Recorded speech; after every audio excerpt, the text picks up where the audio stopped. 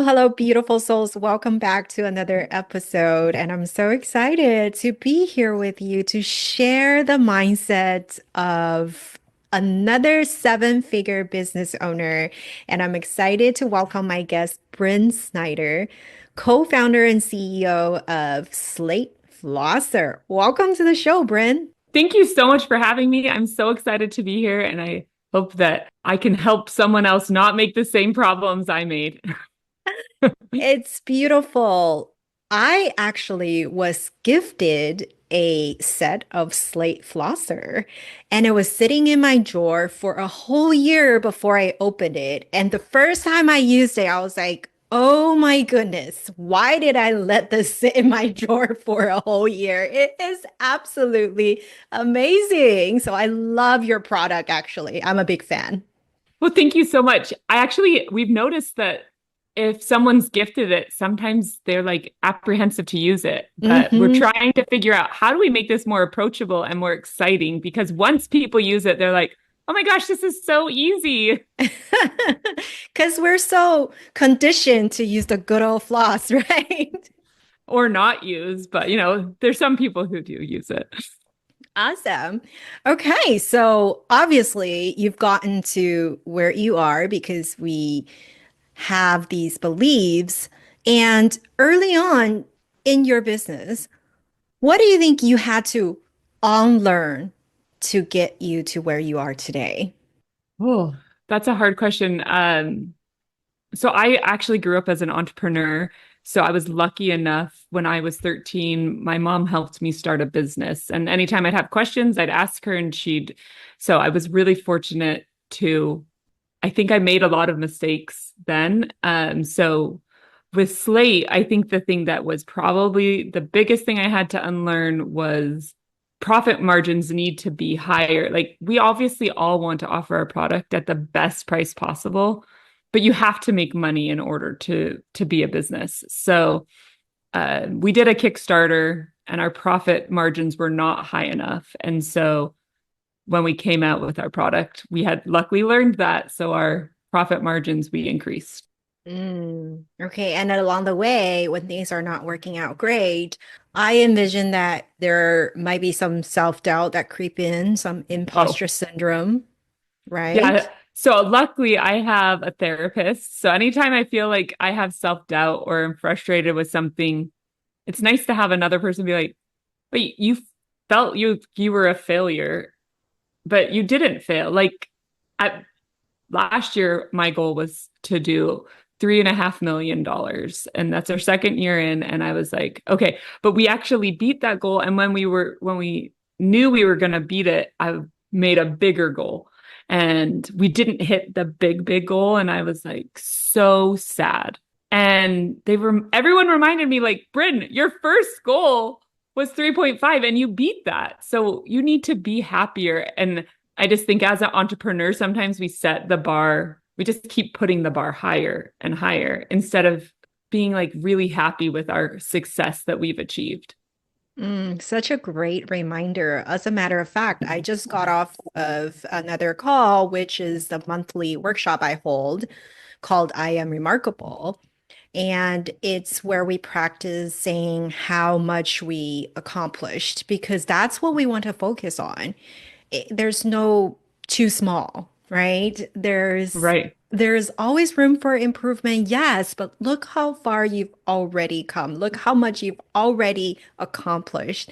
And it's a great reminder, especially for women, that you are remarkable and just focus on what you have already accomplished.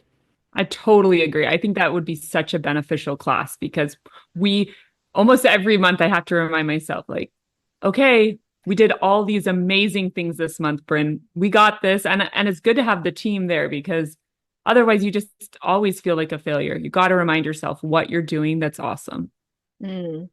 What do you think are the small habits and or rituals? Because I believe all the smaller habits added up make the biggest impact on our growth journey. So, what are the small habits you think that made the biggest impact in your personal or business growth? So we always have goals. And I think that habit of having an achievable goal is really important.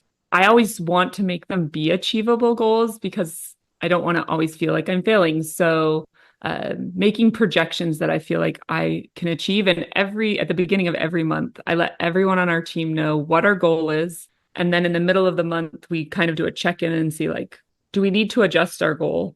Like, oh, sales are going way faster. We actually need to up our goal. Or, oh, sales are way down. What external components are causing that? So we do, and now I can't remember the acronym, but it's like a SWOT assessment after big launches or different things, and we say like what went right, what went wrong. So I just think goal setting is probably the best habit that we have because it helps us all be on track and know what we're doing right and wrong. But I think it's okay to not hit a goal too. So we set the goals, and when we don't hit them, we ask ourselves why. But I think goal setting is my favorite habit. And then delegation is the hardest thing to do, but the most important thing to do. So every month we get either a new employee or a new thing that changes, and you have to learn how to delegate or you're going to get burnt out. I love it. Goal setting is something I love talking about as well. If you don't accomplish your goals, that means you have to chunk down your goals further. You have to get detailed, make it smaller, and it'll become inevitable that you accomplish your goals. Yes, totally O- agree. Okay, Bryn, can you share a time when you faced a major setback or failure in your business? Which one? um, I think so. When we first developed our product, we had some manufacturing issues and we were trying to get our product out because we had run a Kickstarter and our product didn't come out for another 6 months because of issues. And it was so frustrating. And if you don't have product to sell, you can't make money. And I just felt so stressed out. And I was just seeing our big account go lower and lower. And I remember I was just laying in bed and I was like, how am I going to do this? And instead of quitting, I was like, okay, let's figure out how am I going to do this? So I think that when we hit failure, you need to ask smarter people than you and have a positive outlook on how can I fix this? Because I just went and I found people who I really trusted and I said, this is my situation. How do I work on this? And then they're like, okay, a product doesn't have to be perfect, but it has to be really great. So I think there's this fine line in a product development where you need it to be really great, but perfection is going to take you too much time to get to. So understanding that 90% is better than 100%, which I wouldn't have ever thought before. Mm. And that leads right into my next question, which is, so you need to bounce back, right? There's always feelings of doubt or feelings of giving up when these setbacks arise. What's going on in your mind? What mindset do you remind yourself? How do you bounce back? So I am lucky. I have a very positive attitude normally, and I usually speak to myself very kindly. Mm. So I am lucky because I have 5 kids and I can see some of them don't speak as kind to themselves as others. So I am lucky in that way that I don't dwell on the negative and I just think, okay, how do I move forward? And and I usually maybe to my detriment that my therapist would say is sometimes I don't feel as much as I should. I just like go into like logic production mode. But I would just say to people like we need to be so much nicer to myself. I see how one of my daughters speaks to herself and if I could just tell her what I think about her, I always like I do say to them sometimes like the way you think about others, you should think about yourself. And so my sisters tell me I can do anything. And I'm like, you're right. Like, let's do this. I can. I love what you said about teaching your daughter in a positive way, because that's a ripple effect into our society. And growing a business with a big family is tough, right? But you've worked hard and you should be proud of what you have accomplished. That is amazing. It But is a lot of work. I'm sure there are a lot of tough decisions along the way, right? Definitely. So, how did you push through when you had to make a tough decision? Um, I kind of, when I have tough decisions, sometimes they cause you to have so many sleepless nights. Like, or for instance, like letting someone go. That's always so hard because you like love, or I usually like love all my employees. And so letting someone go is usually so hard for me. And I think you have to go into it prepped and ready because tough decisions, no matter what they are, just stress you out. And so if you go into them prepared, it's a lot easier to follow through with what you're going to do. So with tough decisions, I like to make sure I've created a good plan. And sometimes I'll ask a trusted advisor on like, okay, this is what I'm doing. Is this a good decision? And then once I've made that decision that it's a good decision, I try to get it done as fast as possible. For instance, like if you are know you're going to let someone go and you wait a whole month, that means you had a whole month of bad sleeping. But if you would have done it the second day, like just get this stuff done. I love it. And I love how you have help. You said you work with a therapist. That support is amazing, right? Oh, so, so beneficial. What would you say was your therapist's favorite advice to you? Trust my gut. Most of the time, like I know what I need to do. I just need to do it. That is so true. We as women, we are always waiting for a new sign. We're waiting for external validation. We're waiting for, I don't know, we're just never ready. So I love that advice a lot. What do you think is something about growing a business to seven figures that no one talks about? Super lonely and super hard.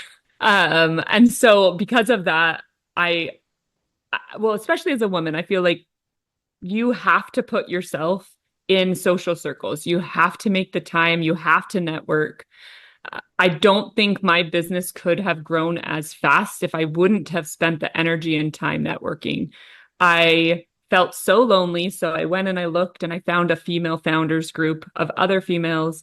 And I went on a vacation with them. I got to know them and they became a great support to me. I also do network events in my own city because there's not a lot of CPG or women businesses in my city yet, because we're going to be there soon. I go to networking events with men, and I have to just realize that they can be some of your biggest assets. So strategize with them and learn from them. That is very true.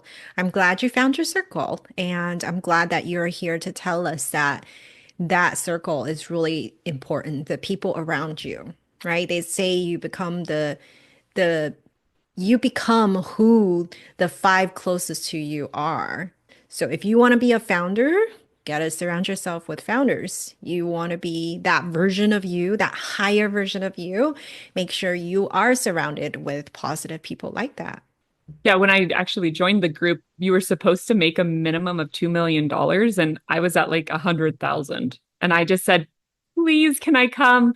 I would really benefit from this. And they let me come. And I would never have thought I could do $1 million that year. And I did. And I felt like it was because I figured out what they were doing and people want to help you. Most people want to help. So just ask. Yes, that's so true. I want to help everyone, every stranger I'm going to smile to, and if they ask me a question, I want to help them. We want to give back to society. We want to give to others. I think it's genuinely really beneficial for all of us to grow together. So that is great advice as well. And you did mention there's a lot of mistakes along the way. So, from what you see or what you hear, what do you think are some most common mistakes from other founders that you've seen? I think thinking that virality is going to make us money. I think we see that that can happen and like, oh, they got this break or that break, but the most important thing I think in a business is consistency. If you consistently do stuff, you will catch a big break. It's like my mom always used to say like the harder you work, the luckier you get. And I totally agree with that. Like the people who have things that go well, it's because they're doing the same things over and over again. Yes, yes. Virality is only overnight, but consistency is okay, Brynn. Brynn's business is doing well. I'm gonna buy her flosser. Yes, Right? exactly. So I think virality is amazing if you can get it to happen. But like I remember I paid an influencer to do something for me because she had a lot of followers and it was the biggest waste of money. And I was just like, it's it's hard. I think I've seen influencers work and I have paid influencers that work, but typically I have them show me that they can make the money first before paying them. Mm, great reminder. And you mentioned working with the influencers. So there are all these opportunities, right? Even just when you have a business, it doesn't matter what type of business. You're going to get DMs, you're going to get emails like pitching you all these opportunities left and right, right? Like for me, I'm an author, I'm a speaker. So every single day I'm getting these DMs about my talks like or features in the media, just loads of opportunities. But of course, we know, to say no to those paid opportunities. How about for you, Bryn? How do you know when to say yes or no to an opportunity for you? It's so hard. It's so hard. I think you can tell what I've started to learn is like it only works if people genuinely love my product. So if people don't genuinely love my product, I don't want to work with them. Like I don't care how big they are, how cool they are.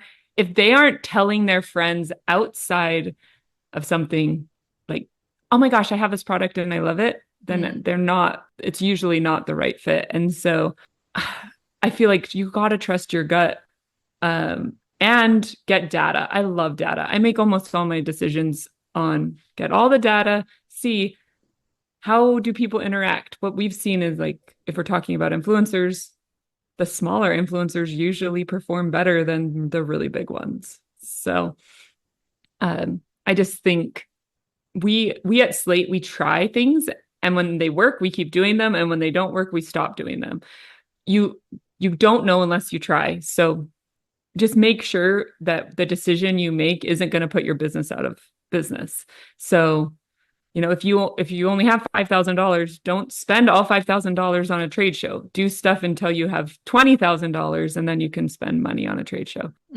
I love the advice. Something I say very often is also do what has already worked for you, right? Because so many people get carried away. Something worked and they see this other marketing technique or shiny object syndrome comes in. And then I'm just like, well, what has worked for you? Where did your client or customers come in from before? Just repeat that. Yeah, I totally have shiny syndrome. I'm always like, oh, let's try that. We all have this syndrome. It's so fun. So I But tell I tell my staff, like, remind me, do not let myself get distracted. oh, that's funny. Yes. So you mentioned the founders circle. What else would you say was the best investment you've made for your business? Find things you're not good at and hire those people. So I am not good at customer service because I'm a problem solver. So like someone told me they needed help, I would just solve the problem instead of say like, "How are you? Let me help you." So I'm like not kind enough to be a customer service rep. So that was one of my first hires. For me, knowing your finances is so important. So hiring someone over finance was my one of my best decisions. Yeah. So still hire and delegate and stop doing everything yourself, right? Yes, that would be my advice. Yeah. You got to be loving what you do. Yeah. Okay, so there might be some low days. And on those low days, what quote do you think of that gets you through the day? Well, a quote my parents always said that I really like is when I do good, I feel good. And when I don't, this is their own rendition of a Abraham Lincoln quote, but they changed it a tiny bit. So it's when I do good, I feel good. And when I don't do good, I don't feel good. And I've lived long enough that I know that I want to feel good. So I I know when I do good and I'm kind and I put things out to people that I feel good. And ultimately, that's what I want. I love that. I want to feel good and I want to do good too. Yeah.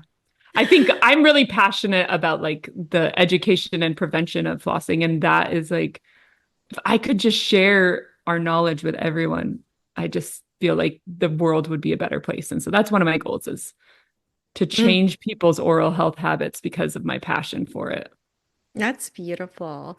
Thank you so much for sharing your wisdom with us. And if you've enjoyed this episode and you haven't tried yet, just check out Slate. It's Slate.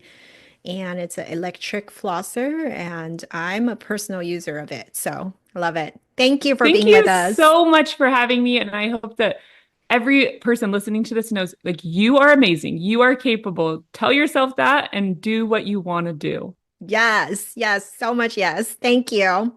Thank you.